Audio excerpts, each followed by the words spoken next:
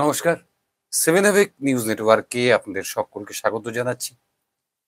নিন্দুকের diary খুলে এই মুহূর্তে আমি চন্দন সেনগুপ্ত দীর্ঘদিন পর লাইভ অনুষ্ঠানে আমি আপনাদের সঙ্গে মুখোমুখি হচ্ছি। এখন যে সমস্যাটা আমাদেরকে এই মুহূর্তে আমাদের কাছে সবচেয়ে বড় হয়ে দেখা দিচ্ছে, সেটা হচ্ছে আপনার যেটাকে আমরা বলছি এসআইআর। এসআইআর এই মুহূর্তে আমাদের কাছে সবচাইতে বড় সমস্যা। আমাদের কাছে এমনটা নয় যে আমাদের কাছে আমাদের যে চাকরি নেই সেটা আমাদের কাছে খুব বড় সমস্যা। আমাদের কাছে পড়াশুনোর সুযোগ ক্রমশ কমে আসছে, না সেটাও আমাদের কাছে বড় সমস্যা নয়। এই মুহূর্তে আমাদের কাছে সবচেয়ে বড় সমস্যা এসআইআর। এই কারণে যে এসআইআর আমাদের স্বাধীনতার পরে যবে থেকে নির্বাচন শুরু হয়েছে তবে থেকে বারংবার ঘুরে ফিরে এসআইআর আমাদের রাজ্যে হয়েছে, আমাদের দেশে হয়েছে। কিন্তু এবারের এসআইআর একটু অন্যরকম। এবারকার এসআইআর যেন মনে হচ্ছে একটা অন্যরকম একটা বিষয় নিয়ে আমাদের সামনে এসছে, যে বিষয়টা অন্ততপক্ষে আমাদেরকে মনে করাচ্ছে যে আমরা এদেশের নাগরিক অথবা নাগরিক নই। সুতরাং এই যে একটা পরিস্থিতির মধ্যে আমরা পড়েছি, সেই পরিস্থিতির মধ্যে দাঁড়িয়ে আমাদের মনে হচ্ছে যে কোথাও যেন একটা ষড়যন্ত্র চলছে, একটা কনস্পিরেসি চলছে, যে আমাদের যে মূল সমস্যাগুলোর থেকে সেগুলোর থেকে আমাদেরকে চোখটা সরিয়ে নেওয়া এবং আগামী যে নির্বাচন হতে চলেছে সেই নির্বাচনে এই নাগরিকত্ব সেটাকেই মূল সমস্যা হিসেবে তুলে ধরে নির্বাচনী বৈতরণী পার হওয়া। একদিকে যেমন বিজেপি বিজেপি আজ থেকে প্রায় 1 বছর আগে থেকে এসআইআর নিয়ে সোচ্চার হয়েছিল। তখনও স্থির হয়নি কবে এসআইআর হবে ইত্যাদি ইত্যাদি। কিন্তু বিজেপি সোচ্চার হয়েছিল, বিজেপি এই বলে সোচ্চার হয়েছিল যে পশ্চিমবঙ্গে নাকি বাংলাদেশি অনুপ্রবেশকারী, রোহিঙ্গা ইত্যাদিতে ভরে গেছে এবং যাদের নাম ভোটার তালিকায় ঢোকানো হয়েছে। সত্যি সত্যি তাদের অভিযোগ কতটা বাস্তব সেটা তো পরে জানা যাবে। কিন্তু এই বিষয়টাকে নিয়ে বিজেপির যে প্রচার এবং বাংলাদেশিদের ঠেলে সীমান্তের ওপারে করে দেওয়া হবে, রোহিঙ্গাদের দেশ ছাড়া করা হবে, বিবিধ যে হুঙ্কার, সেই হুঙ্কার কিন্তু আমাদের মনের মধ্যে কোথাও একটা ভীতির সঞ্চার করেছে। এটা বলতে বাধা নেই, কারণ আজকে যখন এই মুহূর্তে দাঁড়িয়ে আমরা গত 4 নভেম্বর আমাদের রাজ্যে এসআইআর শুরু হয়েছে শেষ পর্যন্ত, এবং আজকে 7 তারিখ, তার মানে মধ্যবর্তী সময় 3 দিন কেটে গেছে। আমরা দেখলাম যে এই সময়কালে অর্থাৎ এসআইআর শুরুর আগের থেকে আজকে পর্যন্ত 5 জন মানুষ তারা নাকি অভিযোগ আর কি যে এসআইআর এর আতঙ্কে আত্মঘাতী হয়েছেন অথবা আত্মঘাতী হবার চেষ্টা করছেন।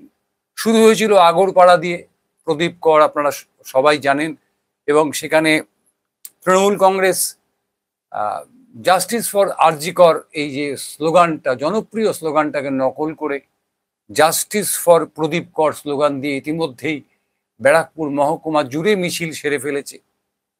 তারপরে শেওড়াফুলি, হুগলির জেলার, সেখানে গড়বাগান, আজকের ঘটনা বলছি, সেখানকার এক যৌন কর্মী, যৌনপল্লীর বাসিন্দা বিতি দাস, তার মৃতদেহ আজকে উদ্ধার হয়েছে। সেখানেও তৃণমূল কংগ্রেস দাবি করছে যে বিতি দাস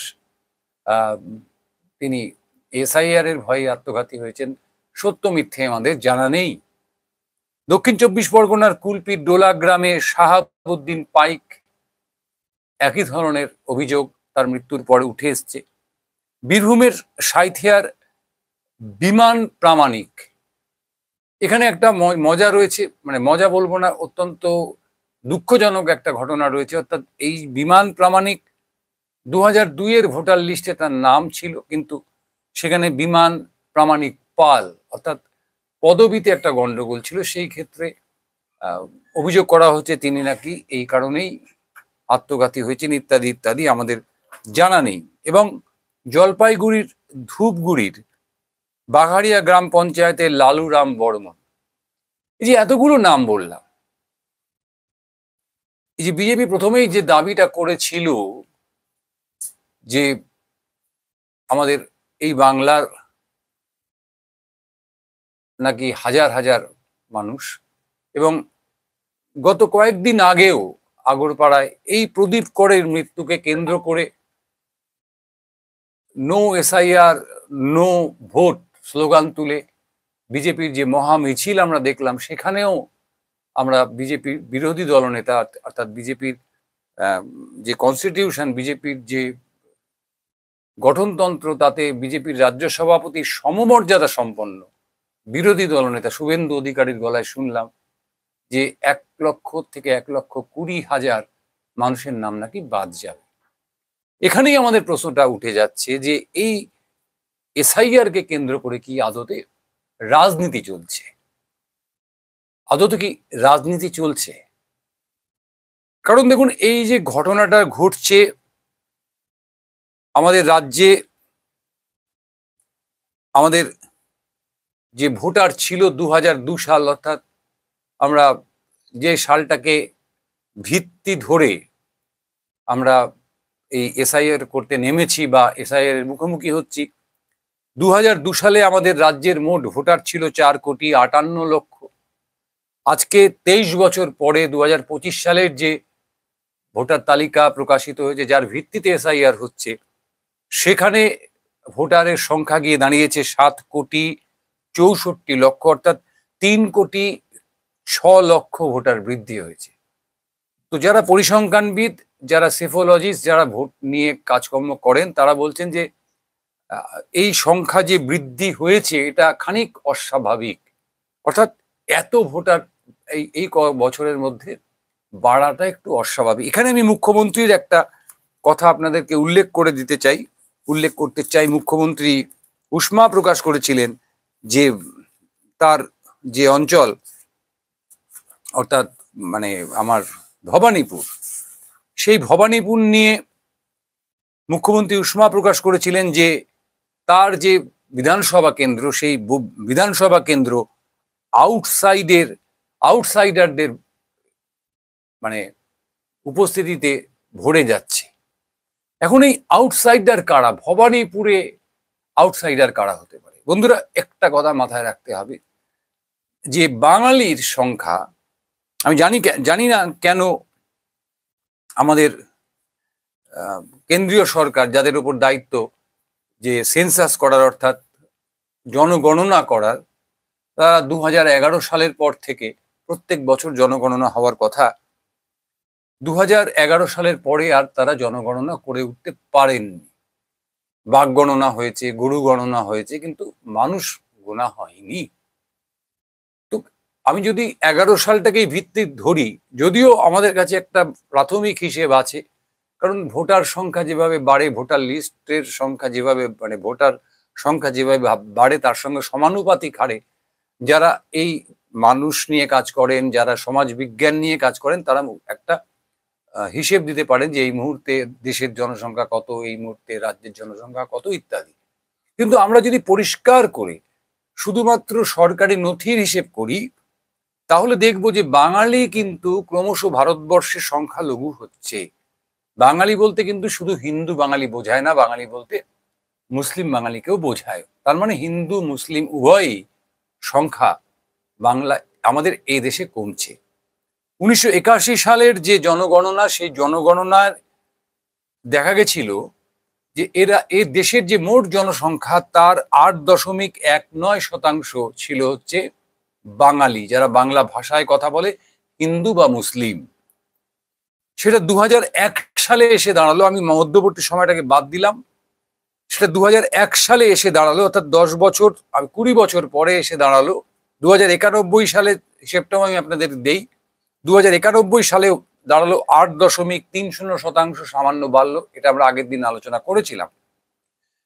তার 10 বছর পরে 2001 সালে জনগণনা হলো। সেই জনগণনায় দেখা গেল যে উল্লেখযোগ্যভাবে বাঙালিদের সংখ্যা কমলো, হিন্দু এবং মুসলিম 8.09% গিয়ে ঠেকলো সারা দেশের নিরিখে বাঙালির জনসংখ্যা। এবং 2011 সালে সর্বশেষ যে সেন্সাস হয়েছে, জনগণনা হয়েছে, সেখানে আরো উল্লেখযোগ্যভাবে বাঙালি অর্থাৎ বাংলা ভাষাভাষী হিন্দু মুসলিমদের সংখ্যা কমে গেল, সেটা হয়ে গেল 8.03%। তার মানে ভারতে বাঙালি জনসংখ্যা যেটা তার হার, সেটা ক্রমশ কমে চলেছে। কিন্তু এটা কখনোই অস্বীকার করার কোনো উপায় থাকে না যে বাংলাদেশ থেকে অনুপ্রবেশ বন্ধ হয়ে গেছে। বাংলাদেশ থেকে হিন্দু বলুন, মুসলিম বলুন, বিভিন্ন কারণে, আর্থিক কারণে হোক, সামাজিক কারণে হোক, ধর্মীয় কারণে হোক, তারা এ রাজ্যে এসে ঢুকছেন না। এটা আমি বিশ্বাস করি না, আপনারাও বিশ্বাস করেন না। কিন্তু তার চাইতেও যেটা উল্লেখযোগ্য, যে মুখ্যমন্ত্রীর যে অভিযোগ, সেই অভিযোগটা কি, যে ভবানীপুরে আউটসাইডারে ভরে গেছে। এই ভবানীপুরে গিয়ে নিশ্চয়ই ওই উদ্বাস্তু যারা কাঁটাতারটাকে বিনা পাসপোর্টে পার হয়ে এদেশে এসে বসবাস শুরু করেছেন, তারা ভবানীপুরে বাড়ি কিনতে পারেন না, তারা ভবানীপুরে জমি কিনতে পারেন না। তাহলে ভবানীপুর কি হলো? এই যে মধ্যবর্তী সময়টাকে আপনারা খেয়াল করুন, আপনার পাড়া, আপনার নিজের অভিজ্ঞতাতে খেয়াল করুন। এই মধ্যবর্তী সময়টাতে অবাঙালি,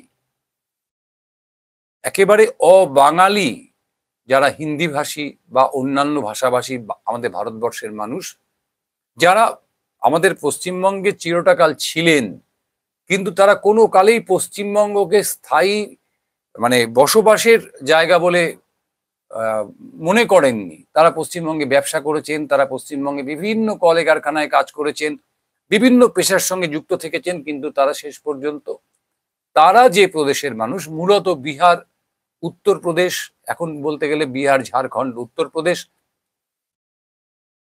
এবং ওড়িশা, এই 4টে রাজ্যের বাসিন্দা, তারা পশ্চিমবঙ্গে বিভিন্ন পেশার সঙ্গে যুক্ত, কিন্তু দিনের শেষে গিয়ে তারা নিজেদেরকে বাঙালি বলতেন না। তারা এ বাংলায় জমি দূরে থাক, তারা কোনো সময় এক চিলতে ঘর কিনে দেখেননি। কিন্তু এই মুহূর্তে আপনার অভিজ্ঞতার থেকে আমার অভিজ্ঞতার সঙ্গে শেয়ার করুন যে এই যে ফ্ল্যাট, চারিদিকে ফ্ল্যাট তৈরি হচ্ছে, শুধু তো কলকাতা শহরে ফ্ল্যাট তৈরি হচ্ছে না, কলকাতা সহ কলকাতার আশেপাশে কল্যাণী পর্যন্ত যদি আপনি চলে যান, ওদিকে তো শিলিগুড়ি রয়েছে, আসানসোল রয়েছে, দুর্গাপুর রয়েছে, কলকাতায় পশ্চিমবঙ্গে প্রচুর বড় বড় শহর রয়েছে। এই শহরগুলো কার্যতই অবাঙালিরা দখল করে নিয়েছে।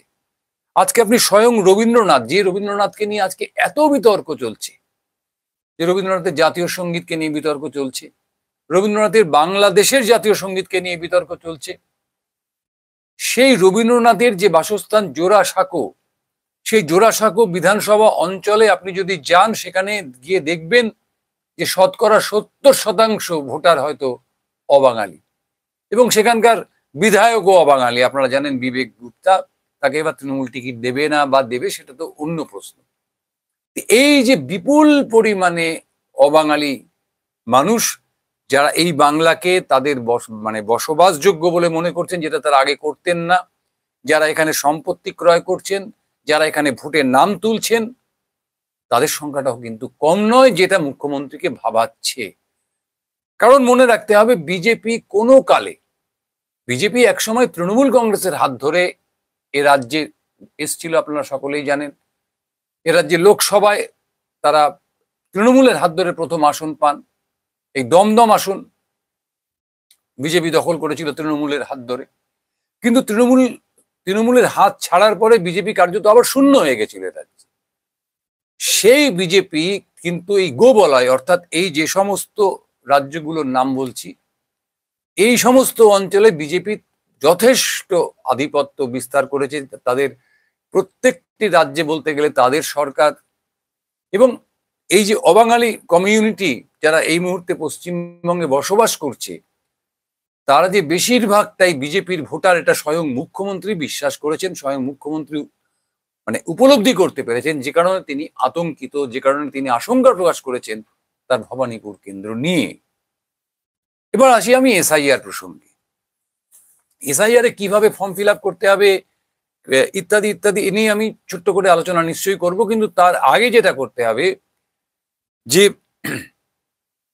এই এসআইআর কে কেন্দ্র করে কিন্তু তৃণমূল কংগ্রেস আসল তাসটা খেলল। তৃণমূল কংগ্রেস দলগতভাবে, অর্থাৎ তৃণমূল কংগ্রেস পার্টিগতভাবে এই এসআইআর এর তীব্র বিরোধিতা করছে। তারা মিছিল করছে এসআইআর এর বিরুদ্ধে। অভিষেক ব্যানার্জি, মমতা বন্দ্যোপাধ্যায় দুজনেই এসআইআর কে তুলোধুনো করছেন। আবার পাশাপাশি দেখুন যখন তৃণমূল কংগ্রেসের সরকার, সেই সরকার এই এসআইআর যাতে সুষ্ঠুভাবে সম্পন্ন হয় তার জন্য সমস্ত ব্যবস্থা করে দিচ্ছে। আশ্চর্যজনক ভাবে হলেও সত্যি যে নির্বাচন কমিশনের মতন একটি সাংবিধানিক প্রতিষ্ঠান, সেই প্রতিষ্ঠানের নিজস্ব কোনো লোকবল নেই। যখন যে রাজ্যে নির্বাচন হয়, যখন যে রাজ্যে এই মানে আপনার ভোটার লিস্টের কাজ হয়, তখন সেই রাজ্যের মূলত রাজ্য সরকারি কর্মচারীরাই কিন্তু ওই কদিনের জন্য নির্বাচন কমিশনের কর্মী হিসেবে তারা প্লে করেন বা তারা কাজ করেন, যেটা এই মুহূর্তে করছেন। আমাদের এ রাজ্যের হাজার হাজার রাজ্য সরকারি কর্মচারী, এক সংখ্যাটাও বলে দেওয়া যায় কারণ সংখ্যাটাও আমাদের কাছে রয়েছে, যে এই মুহূর্তে 94,897 জন। তার মানে আমাদের রাজ্যে এই মুহূর্তে 94,497টি বুথ রয়েছে। এই 94,497 জন, প্রায় অধিকাংশ রাজ্য সরকারি কর্মচারী, তারা নির্বাচন কমিশনারের হয়ে বুথ লেভেল অফিসারের কাজ করছেন। সুতরাং তারা রাজ্য সরকারের কর্মচারী। এবার আসুন বুথ লেভেল ছেড়ে দিন, এবার আরেকটু উপরে যান, বিডিও এবং এসডিও, তারাও রাজ্য সরকারের অধীনস্থ কর্মী। তার একটু উপরে যান, জেলা শাসক, তিনিও রাজ্য সরকারের কর্মচারী। এবং আমাদের রাজ্য নির্বাচন কমিশন, সেটাও রাজ্য সরকারেরই অধীনস্থ একটি সংস্থা।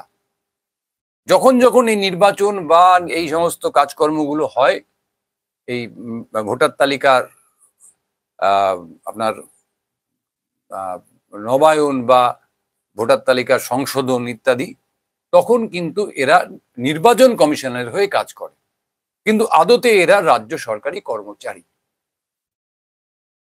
আপনাদের এটা চমকে দেওয়ার মতন তথ্য দেই, যেটা নিয়ে মানে শুভেন্দুবাবু অত্যন্ত উৎফুল্ল হয়েছিলেন, যে 30শে অক্টোবর 2025 এই তারিখ পর্যন্ত এই বুথ লেভেল এজেন্ট, অর্থাৎ বিভিন্ন পার্টির এজেন্টরা যেমন নির্বাচনের দিন বুথে বসে ভোট পরিচালনা করবার জন্য সহযোগিতা করেন প্রিসাইডিং অফিসারদের, ঠিক একইভাবে যারা বুথ লেভেল অফিসার হয়েছেন, যারা এই ফর্মটি আপনাদের বাড়িতে বাড়িতে নিয়ে পৌঁছবে, তাদেরকে সহযোগিতা করবার জন্য সমস্ত রাজনৈতিক দল এই গণনার ফর্ম, যেটা এই ফর্মটি যখন আপনার বাড়িতে বাড়িতে পৌঁছবে, তখন এদেরকে সহযোগিতা করবার জন্য রাজ্যের সমস্ত স্বীকৃত রাজনৈতিক দলগুলোকে এজেন্ট দেওয়ার ব্যবস্থা করা হয়েছে নির্বাচন কমিশনারের পক্ষ থেকে। তাদেরকে বলা হচ্ছে BLA, অর্থাৎ বুথ লেভেল এজেন্ট। তার মধ্যে দুটো ভাগ রয়েছে, একটা বুথ লেভেল এজেন্ট 1 এবং একটা বুথ লেভেল এজেন্ট 2। তো 30শে অক্টোবর পর্যন্ত বুথ লেভেল 1-এ দেখা যাচ্ছে বিজেপি বুথ লেভেল 1-এ 294 জনের নাম নথিভুক্ত করিয়েছে, এবং BLA 2, মানে যারা আপনার বাড়িতে বাড়িতে আসছে, তাদের 7,912 জনের নাম নথিভুক্ত করেছে। সেখানে CPIM নথিভুক্ত করিয়েছিল 30শে অক্টোবর পর্যন্ত 143 জন BLA এবং 6,175 জন BLA 2। এবং অভূতপূর্বভাবে তৃণমূল কংগ্রেস মাত্র 36 জন বিএলএ 1 তাদের নাম নথিভুক্ত করিয়েছিল এবং বিএলএ 2 হিসেবে 2349 জনের নাম নথিভুক্ত করিয়েছিল। খুব স্বাভাবিকভাবেই উৎফুল্ল হয়েছিলেন শুভেন্দু বাবুরা যে তৃণমূল বোধহয় এবার পথ ছেড়ে পালালো। কিন্তু অভিষেক বন্দ্যোপাধ্যায়, মমতা বন্দ্যোপাধ্যায় এদের মতন, বিশেষ করে অভিষেক বন্দ্যোপাধ্যায় এবং মমতা বন্দ্যোপাধ্যায়ের কথাই বলছি, যে এদের মতন চতুর রাজনীতিবিদ এই মুহূর্তে ভারতবর্ষে আপনি খুঁজে পাবেন না। এরা জল মাপছিল, কারণ আসল চাবিকাঠি সরকারের হাতে। সরকার কাদের হাতে? এদের হাতে। অর্থাৎ তৃণমূল কংগ্রেস জল মাপছিল যে কতটা লাফাতে পারে বিজেপি দেখি, কতটা লাফাতে পারে সিপিআইএম দেখি। কিন্তু এখানেও একটা প্রশ্ন, যেটা তৃণমূলের বিপক্ষে যেতে পারে বা বিজেপির বিপক্ষেও যেতে পারে, যে সিপিএম কে কার্যত শূন্য বলে দেওয়া হচ্ছে, যে সিপিএম কে বাইনারির মধ্যে রাখা হচ্ছে না, অর্থাৎ বড় বড় যারা গণমাধ্যম তারা সিপিএম কে হিসেবের বাইরে রাখছেন, আজকের তারিখে দাঁড়িয়ে অর্থাৎ 30 তারিখের তারিখে দাঁড়িয়েও দেখা যাচ্ছে যে তারা কিন্তু 6175টি বুথে তাদের এজেন্ট দিতে পেরেছিল। সেই সংখ্যাটা আজকে কত? সেই সংখ্যাটা আজকে দেখুন দাঁড়িয়েছে তৃণমূল কংগ্রেস আপনার বিএলএ 2, আমি বিএলএ 2 নিয়েই কথা বলছি।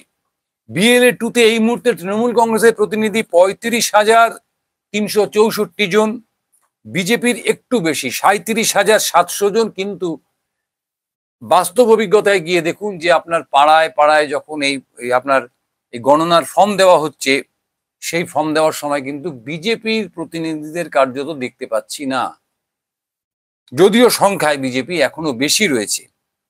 সিপিআইএম উল্লেখযোগ্যভাবে 29,160 এবং সিপিআইএম কংগ্রেস ফরওয়ার্ড ব্লক যদি যোগ করেন তাহলে দেখা যাবে সিপিআইএম 29,160 জন বিএলও নিয়োগ করেছে, দিতে পেরেছে।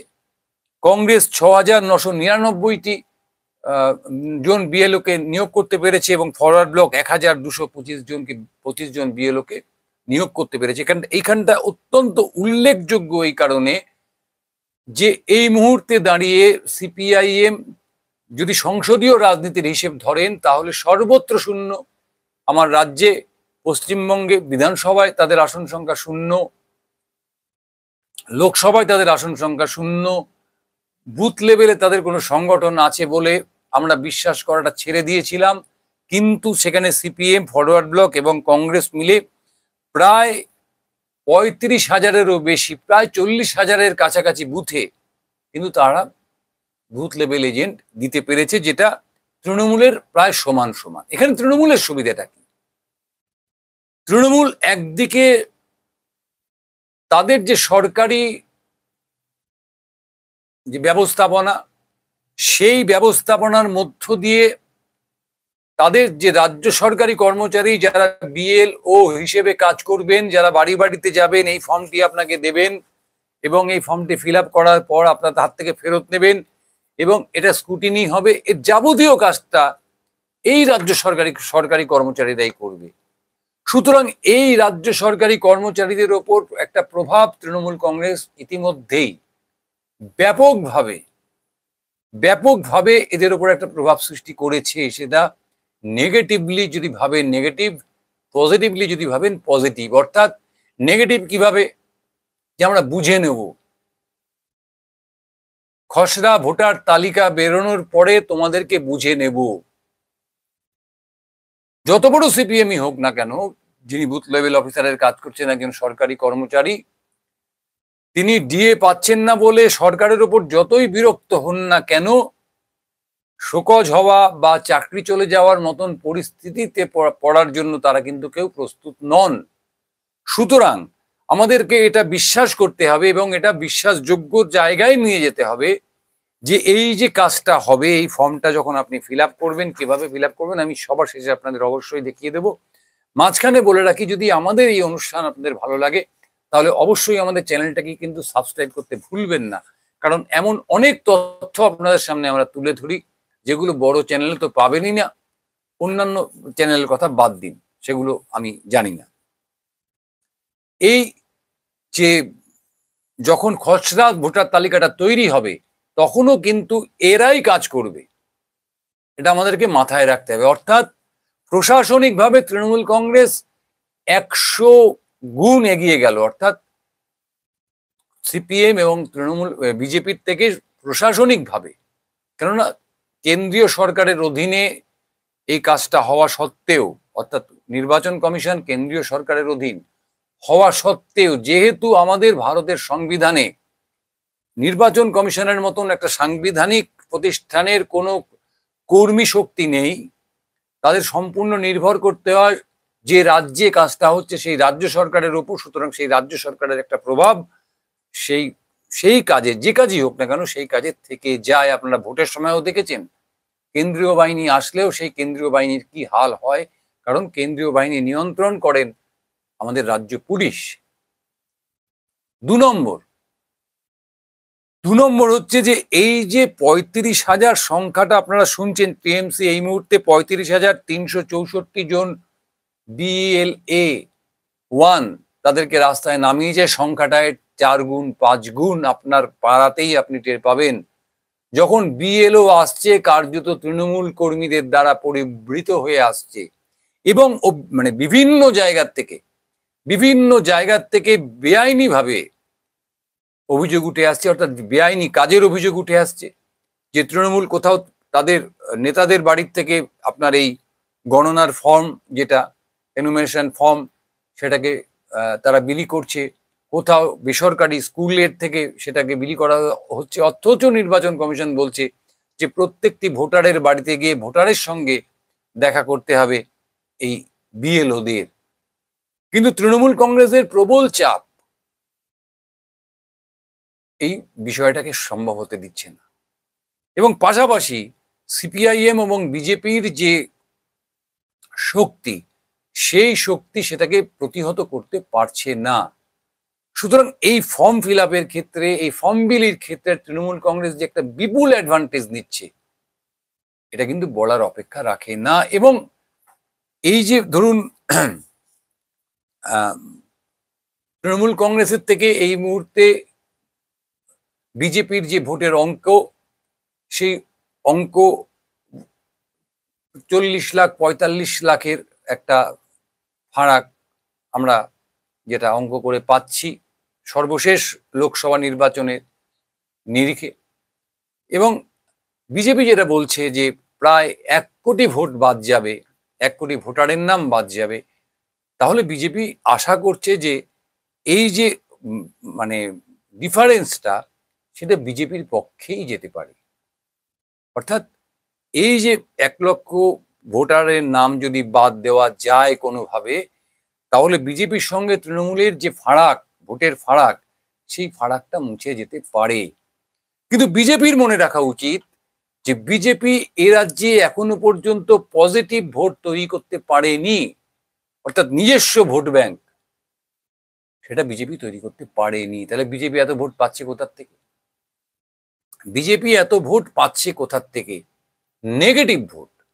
অর্থাৎ তারা তৃণমূল কংগ্রেসকে পছন্দ করছে না, তারা CPIM বা বাম শক্তির উপর ভরসা রাখতে পারছে না। এই মানুষগুলো তারা বিজেপিকে ভোট দিচ্ছে।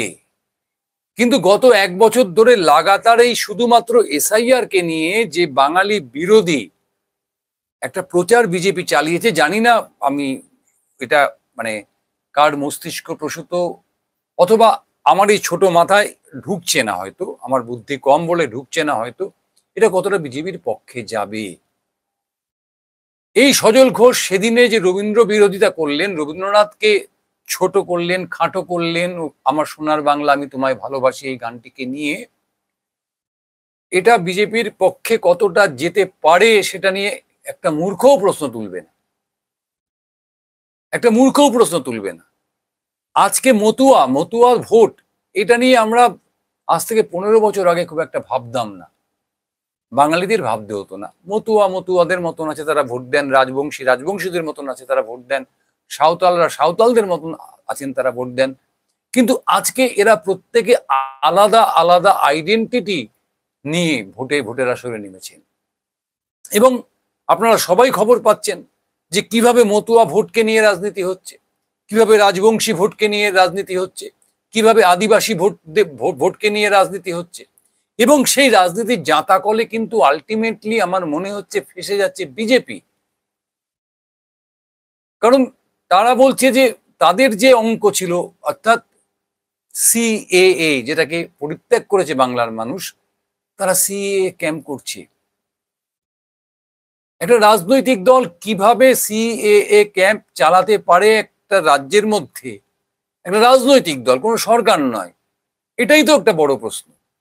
অর্থাৎ বাঙালিকে ঘরছাড়া করবার ভয় বিজেপি যেভাবে দেখাচ্ছে, তাতে আমার মনে হয় না বিজেপি খুব একটা সুবিধে করতে পারবে আগামী নির্বাচনে। ৭৭টি আসন ছিল ২১ সালে, তারা ৭৭টি আসন ধরে রাখতে পারবে কিনা এটা অনেক বড় প্রশ্ন হয়ে দাঁড়াচ্ছে। কারণ যে নেগেটিভ ভোটে বিজেপি ওই ৭৭টি আসন পেয়েছিল, সেই নেগেটিভ ভোটগুলো যদি পজিটিভ ভাবে তাদের কাছ থেকে কেটে যায় এবং যে ভোটটা বামের ভোট রামে চলে যাচ্ছে, এই প্রশ্নটা যদি চলে আসে, তাহলে যদি তার উল্টো রিভার্সটা এবার হয়, তাহলে কিন্তু রাম খুব একটা সুখে থাকবে না, এটা বলা যায়। সুতরাং এই এসআইআর যে প্রক্রিয়াটা, এই প্রক্রিয়াটাতে মমতা বন্দ্যোপাধ্যায় এবং অভিষেক বন্দ্যোপাধ্যায়ের যে দূরদৃষ্টি, তারা প্রথমে খেলতে দিলেন, মাঠে নামতে দিলেন বিজেপিকে হইচই করতে দিলেন, বিজেপিকে চিৎকার চেঁচামেচি করতে দিলেন, এবং সেই চিৎকার চেঁচামেচি বুমেরাং হয়ে বিজেপির বিরুদ্ধেই ফিরে গেল। এবং তারপরে তারা সরকারি স্তরে, অর্থাৎ বিএলও স্তরে এবং দলীয় স্তরে, অর্থাৎ বিএলএ স্তরে একেবারে ঝাঁপিয়ে পড়লেন ময়দানে। এবং আজকে বলতে দ্বিধা নেই, 4 দিন আমরা দেখলাম, এই 4 দিনের পরে যেটা আমরা বুঝতে পারছি যে এই যে টোটাল ব্যবস্থাটা চলছে, সেটা আলটিমেটলি আমাদের তৃণমূল কংগ্রেসের পক্ষে চলে যাবে। অর্থাৎ এই যখন এই খসড়া বেরোবে, তারপরে যখন মূল ভোটার লিস্ট বেরোবে, তখন এই অভিষেক বন্দ্যোপাধ্যায়, এই মমতা বন্দ্যোপাধ্যায় বুক বাজিয়ে বলবেন, আমরা বলেছিলাম যে একজনও ভোটের থেকে নাম কাটতে দেব না, দেখলেন তো নাম কাটতে দিলাম না। কি কারণে কাটা গেল না সেটা পরের প্রশ্ন আসবে। আপনার কাছে কি কাগজপত্র আছে, আপনি কিভাবে নিজের ভোট রক্ষা করলেন, সেটা কিন্তু পরের প্রশ্ন আসবে। কিন্তু ওনারা কিন্তু এই কথাটা বলবেন, এটা আমি আগাম জানিয়ে রাখছি। এবং যদি ওনারা এই কথাটা বলার সুযোগটা পান, তাহলে বিজেপির যে নেগেটিভ ভোট, সেই নেগেটিভ ভোটটা কিন্তু আবার ফিরে যাবে তার পুরনো জায়গায়, তার মানে বামেদের পকেটে, কংগ্রেসের পকেটে। তা যদি হয়, তাহলে বিজেপি ৭৭ থেকে ৭-এ নেমে আসলেও আমরা কিন্তু অবাক হব না। আপনারা অবাক হচ্ছেন জানি, আমার ধৃষ্টতা মার্জনা করবেন যারা আমার বিজেপি বন্ধুরা দেখছেন। এবং এই মুহূর্তে বিজেপি এই বিএলএ নিয়োগ নিয়ে তাদের মধ্যে যে চূড়ান্ত অন্তর্কলহ চলছে, যেটা প্রকাশ্যে এনে ফেলেছেন একজন ইউটিউবার, আগরপাড়ায় থাকেন, বিখ্যাত ইউটিউবার, তিনি প্রকাশ্যে এনে ফেলেছেন। আপনার একটা প্রতিবেদন দেখবেন, সেখানে তিনি প্রকাশ্যে বলছেন যে এই বিএলএ নিয়োগ নিয়ে বিজেপির মধ্যে কি প্রচন্ড পরিমাণে অন্তর্কলহ চলছে। সুতরাং সব মিলিয়ে শেষ পর্যন্ত যে বিজেপি খুব একটা ভালো জায়গায় থাকবে না, সেটা পরিষ্কার হচ্ছে যত সময় গড়াচ্ছে। এবং তৃণমূল কংগ্রেস এই যে ব্যাপক দুর্নীতি, অর্থাৎ গত 15 বছর ধরে একটা কারখানা খোলেনি, গত 15 বছর ধরে শিক্ষার যে মান, সেটা ক্রমাগত নিচে নেমেছে, হাজার হাজার শিক্ষকের চাকরি চলে গেছে, চুরি, বিভিন্ন ক্ষেত্রে চুরি অভিযোগ উঠে এসছে এই সরকারের বিরুদ্ধে, এই সরকারের মন্ত্রীদের বিরুদ্ধে, বা এই সরকারি দলের যারা নেতা নেত্রী তাদের বিরুদ্ধে। এই সমস্ত কিছু ধামাচাপা পড়ে যাচ্ছে কিসে? এই সমস্ত কিছু ধামাচাপা পড়ে যাচ্ছে বিজেপির এই এসআইআর নিয়ে চিৎকারে। অর্থাৎ আমরা সবটা ভুলতে চলেছি। আমরা আরজি কর ভুলে গেছি, আমরা এই 26,000 বেকার আপনার শিক্ষক শিক্ষিকার চাকরি চলে যাওয়া ভুলে গেছি, আমরা সারদা কেলেঙ্কারি ভুলে গেছি, আমরা নারদা কেলেঙ্কারি ভুলে গেছি, আমরা চাল চুরি ভুলে গেছি। কারণ আমাদের সামনে এখন সবচেয়ে বড় প্রশ্ন এদেশে থাকা, এবং এই এদেশে থাকার যে প্রশ্নটা, এটা তুল্যকে বিজেপি, তার ফায়দা নেবে কে? তার ফায়দা নেবে তৃণমূল কংগ্রেস। এবার আপনাদেরকে ছোট্ট করে একটা জিনিস বলে দেই, যে আপনারা ইতিমধ্যে জেনে গেছেন যে আপনাদের বাড়িতে বাড়িতে হয়তো এই ফর্মটা পৌঁছেও গেছে। এই ফর্মটা ফিল আপ করার ক্ষেত্রে কোনো অসুবিধে হবে না আপনাদের, কারণ আপনাদেরকে সবাই বুঝিয়ে গেছেন। এই যে যেখানে আমরা এক লিখেছি, যে অংশটায় আমাদের এক লিখেছি, সেখানে আপনি আপনার যে বর্তমান অবস্থান, অর্থাৎ আপনার ভোটার লিস্টের নাম আছে, আপনার এপিক কার্ড আছে, ইত্যাদি যা যা আপনার অবস্থান, আপনার সেইগুলো সব সব কিছু ফিল আপ করবেন। এবং সেটি হবে হচ্ছে আপনার এপিক কার্ডের ভুল থাকলে সেই ভুলটাই লিখবেন, একেবারে কারেকশন করতে যাবেন না, কারেকশন পরে হবে। কারেকশন যখন দেখা যাবে আমাদের 9 ডিসেম্বর আপনার বেরোবে, আপনার ওই একটা লিস্ট, প্রাথমিক লিস্ট বেরোবে, তারপরে যা ভুল ঠিক হবে। এবার যাদের 2022 সালে নাম আছে, তারা শুধুমাত্র এই 2 নম্বর জায়গাটাকে ফিল আপ করবেন, এবং যাদের 2002 সালে নাম নেই, তারা 3 নম্বর জায়গাটা ফিল আপ করবেন। এবং যেটা সবচেয়ে মাথায় রাখবেন, যে কখনো মাতৃকুলের কারোর সম্পর্কে এখানে কোনো উল্লেখ করবেন না। অর্থাৎ এখানে আপনার বাবা, আপনার ঠাকুরদা, আপনার কাকা, অর্থাৎ যাদের সঙ্গে আপনার রক্তের সম্পর্ক রয়েছে। এবং মহিলাদের ক্ষেত্রে আমি বলবো যে সবচেয়ে সাবধানতা অবলম্বন করবেন। যাদের 2002-এর নাম রয়েছে তাদের তো কোনো অসুবিধা নেই, তারা এইখানটা ফিল আপ করে দেবেন, সেখানে আর কোনো সমস্যা নেই। কিন্তু যাদের 2002-এ নাম নেই, তারা কিন্তু এই 3 নম্বর ঘরটা যখন ফিল আপ করবেন, মাথায় রাখবেন সেখানে আপনার স্বামী, আপনি বিবাহিত হলে আপনার স্বামী, যদি অবিবাহিত হন তাহলেও শুধুমাত্র আপনার বাবা, কাকা, ঠাকুরদা, মা, অর্থাৎ যাদের সঙ্গে আপনার রক্তের সম্পর্ক রয়েছে, তাদের মানে বিবরণটা কিন্তু এখানে দেবেন। এখানে আর অন্য কিচ্ছু লিখবেন না। সঙ্গে কি দেবেন? এই তো গেল ফিল আপের কথা। এটা একেবারে সোজা, আপনারা নিজেরা একবার দুবার চোখ বুলিয়ে নিলেই পারবেন। এখানে কোনো চিন্তার কারণ নেই, কারোরকে ধরার দরকার নেই, কারোর থেকে ভুল বোঝবার দরকার নেই।